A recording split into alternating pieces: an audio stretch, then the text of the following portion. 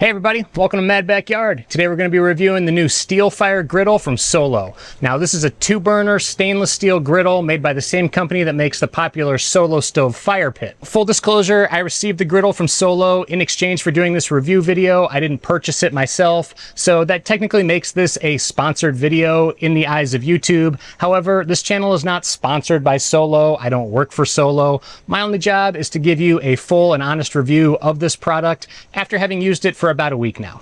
Because while there's a lot of things I like about this griddle, there's also a lot of things I think could be improved. And we're going to go through each of those so that by the end of the video, hopefully you can make an informed decision about whether this is the right griddle for you.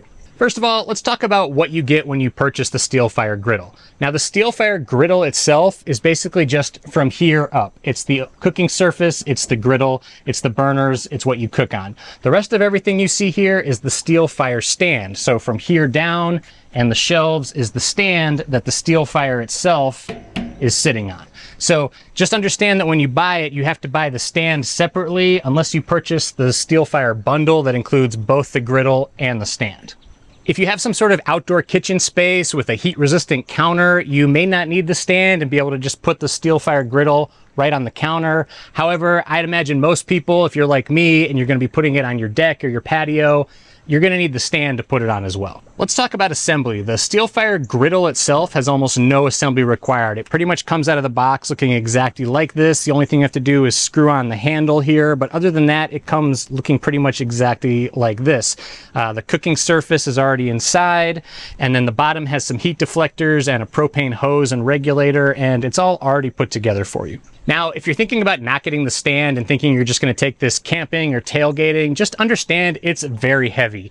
The removable cooking surface itself is about 1/3 of the weight, so you can take this out and it does make it a little easier to transport. But even when I took this out, getting out of the box was pretty awkward because it is large, it's heavy, and there's no handles or anything on the side. So you are going to need 2 people to move it safely if you are going to be taking it somewhere where you're planning to use it off-site. I consider this to be a heavy-duty stainless steel griddle that's more at home, staying in one place, and if you're looking for something more portable, I would probably look elsewhere. While the griddle itself requires almost no assembly, the stand, on the other hand, does require some assembly, and actually took me longer than I anticipated to put together, mostly because a lot of the pieces are very heavy-duty. The corner pieces here are pretty heavy. They've got heavy-duty casters, locking casters attached on each of them. And sometimes when you're trying to screw things together, it was hard to hold it in a certain position by yourself. I'd imagine it would have been a lot faster if I had a second person, so I'd recommend having 2 people before you try putting this together. It'll make it a lot faster. As much as I liked how heavy-duty some components of the stand are, I'm not a fan of the canvas front and sides. I can see why they maybe went with it, because when you're putting these foldable shelves down, if they hit the canvas side, it's not like it's banging, you know, a metal side and scratching up the stand. However, what I don't like is that I wonder in a year or so, how are these really going to look and hold up after being out on my deck? Even if they're covered, I just know the weather and the elements and heat and humidity and everything's probably not going to be too kind to these. So basically, this is just a canvas cover that fits on these metal bars that kind of snap into place here. But what I really don't like about it is the fact that to get to the propane tank, I've got to go behind the Steelfire or spin it around every time just to get at the valve on the top of the propane tank. And then in addition to that, this bar here makes it kind of awkward. I've got to crouch down and come under here just to release the propane valve on the top there. It may not seem like that big of an issue, but having used this almost every night this week, I can tell you that it got old really fast having to do that every time I wanted to open and close the propane valve. So my recommendation to Solo would be just put a regular cabinet on here with doors like we're used to be able to access the propane tank. So what I may end up doing going forward is just taking these off and leaving it open. I haven't really decided yet, but I think that is one major downside for how heavy duty they made everything else, why they went with these canvas covers that you can't really even get in past and reach the propane tank. All right, enough about assembly and the stand. Let's talk about the griddle and cooking on it. Now, I want to say right off the bat, it does not look the same a week later after spending every night cooking on it versus how it did when I first took it out of the box. Now, They give you pretty good instructions on how to keep it clean, and could I have spent more time really cleaning it thoroughly with Barkeeper's Friend in between every single cook and really getting the sides and up here between the vent holes and everything else? Of course, but am I likely to do that in real life in between every single cook? No, I know myself, I'm not going to do that. So I wanted to give you an idea of what it would actually look like after about a week or two of cooking on it with, you know, about medium effort of cleaning in between cooks. I'll go into more detail on the best ways I found to clean it later in the video to hopefully save you some of the headaches that I had and save you some time if you do decide to purchase this so that you can keep it looking really good right from the beginning. But for now, let's talk about cooking. It's a 2-burner stainless steel griddle with a lid. Everything about it is heavy duty. The lid is heavy. The cooking surface itself, which is removable, is super heavy. It's 3 layers, stainless steel on the bottom, an aluminum core, and then 304 grade stainless steel on top. And no, you don't need to season it like you do a Blackstone, which is made from cold rolled steel and behaves more like cast iron. In fact, you never need to season it. It's ready to go right out of the box, just like a stainless steel pan. So that is a nice feature if you don't want to have a griddle that you need to mess with seasoning. If you're trying to decide what type of griddle to buy and you're unsure all that goes into seasoning a Blackstone or a cast iron style griddle, make sure to watch our video on how to season a brand new Blackstone, where we go through that process step by step so that you can know what to expect if you do decide to go with that type of griddle. I'll put a link to it up above here as well as down in the description below. Underneath the removable cooking surface, you've got 2 racetrack style burners, as they call them. There's no electronic ignition or battery you need to worry about. You just turn the knob slowly, it creates a spark, and the burners self-light. And these burners burn super clean. In fact, they burn so clean and quietly, I wasn't even sure I was lighting it at first until I held my hand over the griddle and could feel the heat coming off of it. This can actually be a little frustrating because it is hard to tell if the burners are lit. You can peek through the little holes they have here to see the burners underneath. But like I said, the flame is typically so clear that it's hard to tell exactly if it's lit or not until you give it a minute or so to feel the heat coming off the top.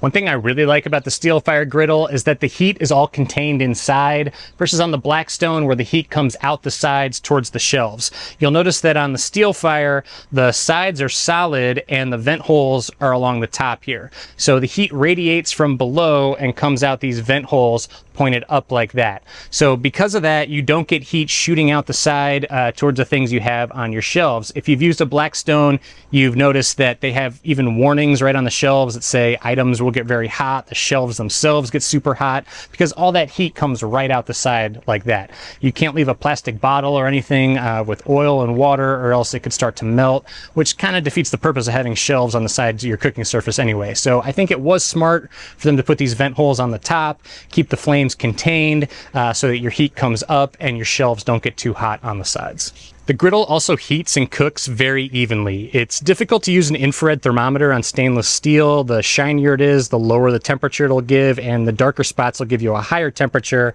even though they're actually the same temperature. So you can't necessarily trust your infrared thermometer on a reflective surface like this. However, I did find while cooking burgers, chicken breasts, steaks, and vegetables on here, everything cooked very evenly no matter where I placed them, with one exception. And that's the edges of the griddle. If you've used a Blackstone, you know that the edges of the Blackstone griddle are actually cooler than the center. And a lot of times I'll push over grilled onions or things that I want to keep warm without burning them over to the side because I know it's cooler along the edge. On the Steelfire, you can't do that. I noticed right off the bat when I was cooking some vegetables that the ones along the edge here, especially the ones that were butted right up against the side, were starting to burn actually before the ones in the middle were even that much cooked. And the reason being is that it gets much hotter along the perimeter of the Steelfire griddle compared to the center. So basically the exact opposite of how a Blackstone works. And my theory is because while those vent holes along the sides here are really nice for keeping the heat coming straight up and out and not towards our shelves, the downside is it's pushing all that hot air out towards the sides where it can escape and making the edges much hotter than the center. It also took me a little while to get used to how hot the Steelfire really gets. So I had it on medium at first, and medium on here is probably more close to high on a Blackstone. So in the future, I would just turn the temperature down a little bit, but just know that no matter what temperature you're cooking at, the edges do get very hot compared to the center. However, the rest of the griddle all cooks very, very evenly. Compared to my Blackstone, which the left side is almost always hotter than the right side, my guess is because this is the side the propane tank's on and it's getting the majority of the gas before the far right side burner does. With the Steelfire propane tank and hose centered, each side cooks very evenly. It's also capable of getting super low, a lot lower than I'm able to get on my Blackstone surface, and it also gets ripping hot on high. Again, it's hard to truly measure with my infrared thermometer, but I could tell from cooking on it that it has a very wide temperature range. I wish the knobs actually had a little wider range to them. They just have high and low, and it doesn't take much to go from medium to medium high to high. So it really does take a little getting used to, and just a tiniest adjustment makes a big difference in temperature. So my only recommendation to Solo would be to maybe make this range a little wider, maybe add a medium temperature gauge at some point, just so it's not so finicky with going between low and high, considering it has such a wide temperature range. Now, you would think with it being stainless steel that it would heat up a lot faster than a Blackstone, but with how thick and heavy duty the cooking surface is with that aluminum core, it really still does take about 7 to 10 minutes to fully heat up. And then when you're done cooking on it, it does stay hot for a long time afterwards. So that's something to be aware of. It's not going to be that much different than what you're used to on a cast iron pan or a Blackstone, even though it is stainless steel. The first night I made some grilled vegetables and chicken breasts, and I actually did something I never do, which is I cooked the chicken breast without any marinade or seasoning whatsoever, because I wanted to see exactly how good the browning was without the seasoning interfering with it. The vegetables came out nicely, and the chicken had a really nice brown crust. I don't usually get super excited about the Maillard effect on a chicken breast, but it really did make a big difference using the stainless steel, and I can see why many people swear by their high-end stainless steel cookware for this very reason. The next night I made smash burgers. I made them following pretty much the exact same method I used in our Blackstone smash burgers video. I'll put a link to that down below if you want to check it out. I was really interested to see how the smash burgers would do on stainless steel versus my Blackstone, how it might change how crispy the edges got or the Maillard reaction, but when I was done with them, they really came out pretty much exactly the same as what I was used to making on my Blackstone. So as far as smash burgers go, there really was not a huge difference between cooking them on the Steelfire versus cooking them on my Blackstone. However, I did make some turkey burgers as well, and I noticed once again on the lighter poultry on the stainless steel, I got a better browning than I was used to getting before.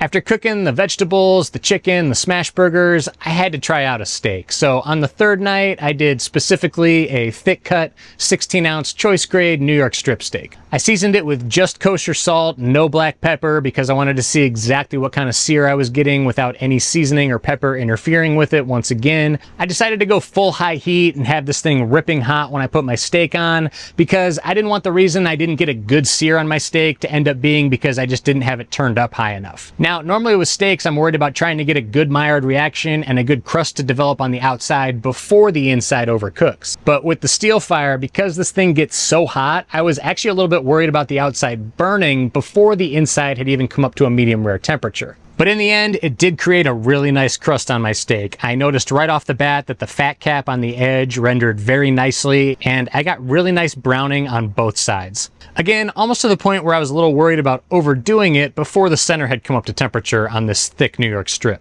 Next time I make a thick steak like that on the Steelfire, what I'll probably do is just turn on one burner, sear the outside to my liking, and then move the steak over to the cooler side, close the lid, and let it finish cooking more indirectly like I would in an oven. So it is nice to have that versatility of ripping high direct heat and also the lid to close and get that more indirect heat when you need it.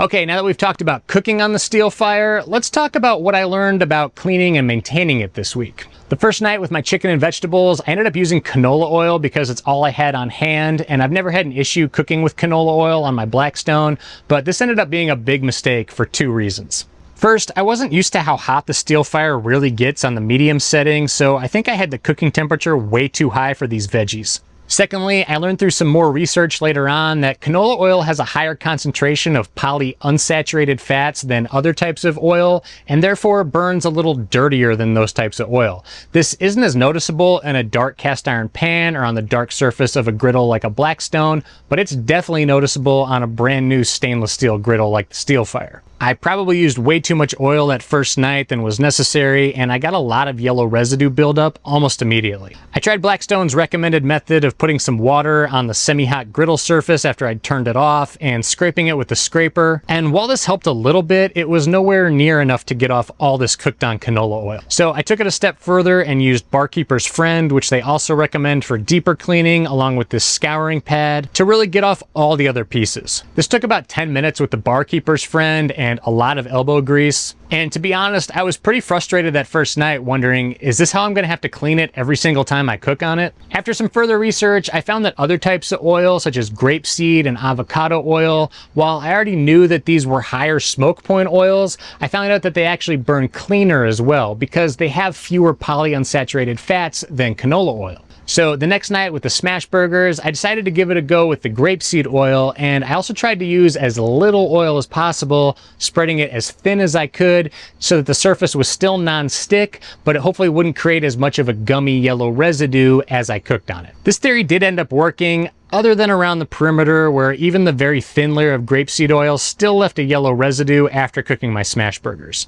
The middle was pretty easy to scrape clean, but the edges needed some extra work. I didn't have to break out the Barkeeper's Friend this time, but I did use my scouring pad and some water while the griddle was still semi-hot, and I was able to get a lot of it off the edges. On the third night with my steak, I decided to try out my beef tallow, which I read is even lower in polyunsaturated fats than grapeseed oil. You've seen me use beef tallow, which is just rendered beef fat, in plenty of other videos. I love using it on steaks and burgers, and it worked really well on the Steelfire as well.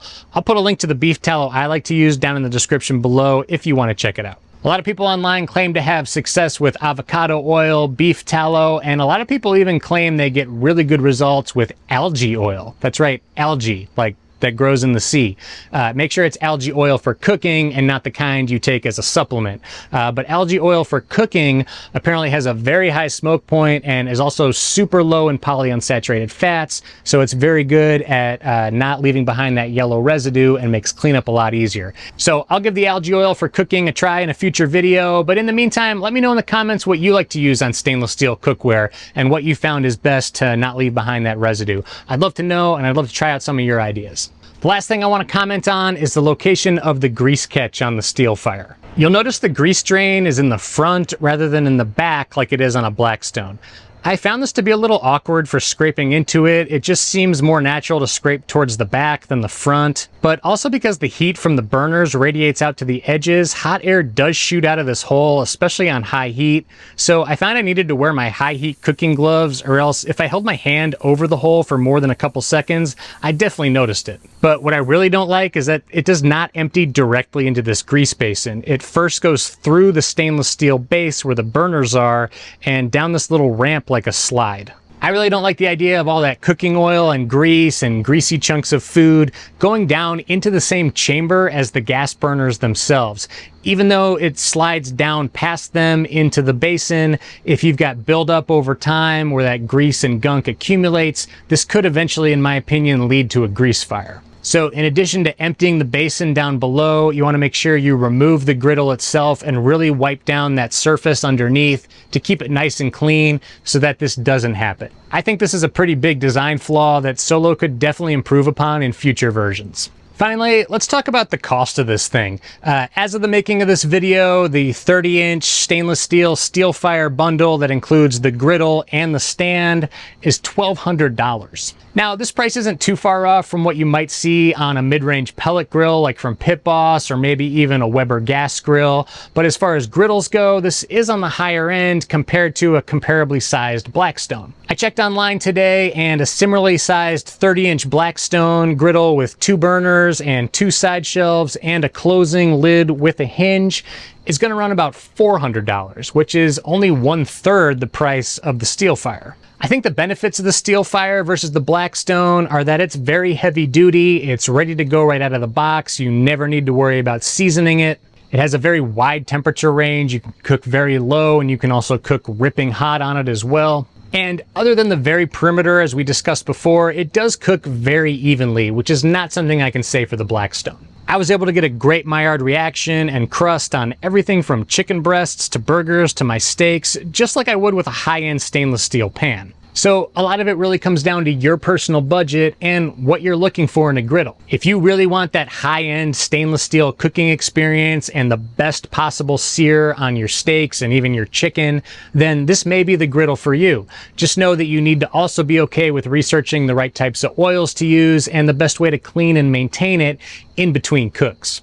If you are interested in the Steelfire Griddle, make sure to use the link down below our video and use our special promo code MADBACKYARD at checkout. This will ensure that you also get a free apron as well as a free cover for your griddle and stand. This in and of itself is an $80 value. There's no reason not to put that promo code in and get the free cover. Let me know in the comments what you think of the Steelfire Griddle and how you think it compares to the Blackstone. I'd love to hear your thoughts as well. And if you enjoyed this video, make sure to hit that like and subscribe button to help support our channel so that we can continue making honest, straightforward review videos just like this one. Thanks for watching.